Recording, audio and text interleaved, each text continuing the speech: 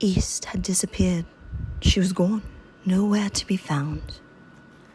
One night, tired, confused, and disillusioned, East had gathered her feathery robes of pastel colors and left in search for a quiet place to hide and rest. It was in the beginning of time, before time, and after time. East, the place of dreams, of beginnings and clarity, was gone, and a deep loss and frenzy spread across the land, all joined together in search of East. In a dark forest not far away, under a tall oak tree, lived a little bird. She was different from most birds, for she had a broken wing and had been lame for as long as she could remember. But she seemed to be a happy little bird. She had joined her home of sweet moss and fern. She had come to know and love the forest floor. While other birds sang from high branches, she chirped her song next to the massive roots of her oak tree. Earth had come close to protect her from the fierce animals and the frightening storms.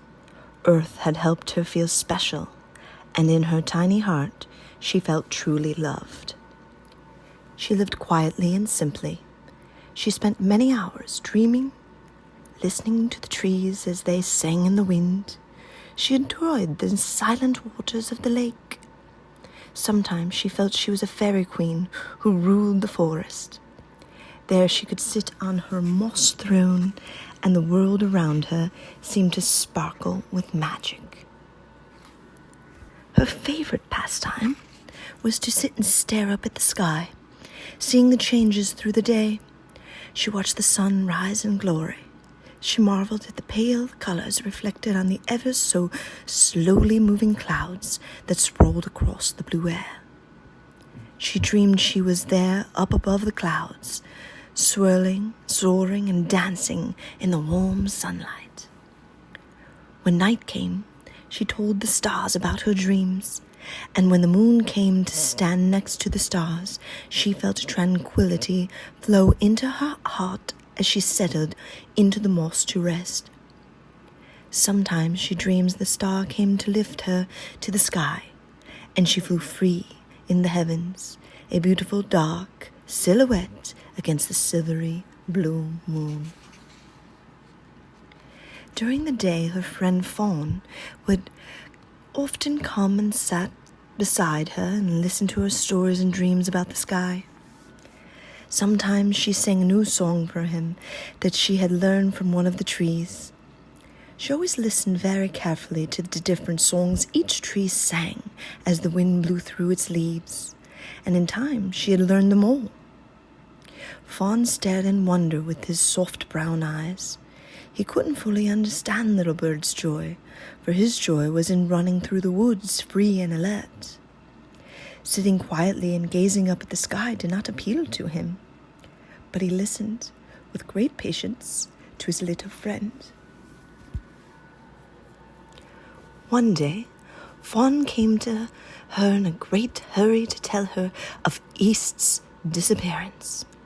He told her about the frenzy and despair that was spreading across the land and how everyone had joined in the search for East. Little Bird was alarmed by the news, but did not understand. Her world seemed the same. Fawn announced he was joining the search and was going to have to leave. Little Bird felt sad, for she would miss Fawn's company, and she wished she could join in. But she was lame and had to stay close to home. That night, Little Bird was a bit sad and lonely. She missed Fawn, and she worried about the despair that was spreading across the land. She did not wait for the moon to rise that night. Instead, she snuggled close to the warmth of the earth and fell fast asleep. As she slept, a firefly came to her. His soft green light flickered until she awoke. She blinked a few times, thinking she was dreaming, but then the firefly spoke. "I am Firefly from the south," he whispered. "I am a messenger of the spirit." Little Bird did not quite understand what he meant, but she listened carefully. "Follow me to the lake," he said. Little Bird tilted her head, carefully watching Firefly as he flew from leaf to leaf in the direction of the lake. She knew that at night time the lake's water became very still, just like a mirror in which she could see the stars and the moon. There was a beauty about the lake at night that filled Little Bird's heart with wonder. As she arrived, an omniscient presence filled the stillness of the night. Waiting near the lake was Fire, her power sparkling in the dark. This frightened Little Bird, for she had never been so close to the power of fire before. She began to tremble as Fire spoke. "I am Fire from the south. I speak of will of the spirit. I have sent Firefly to you because his light is like your gentleness." She smiled, saying, "I am glad you chose to follow him here." Little Bird listened as Fire's voice began to bellow. "The frenzy is across the land.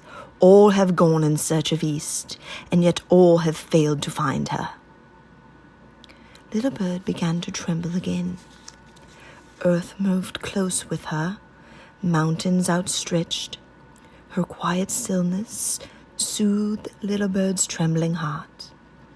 Little Bird felt so small and insignificant in the presence of such great powers, but she listened carefully. "I am Earth from the north. I gave you my trees, and with joy you listened carefully to their voices, and you understood." And with her gentle ripples, Lake then reached out to Little Bird and beckoned her to come close.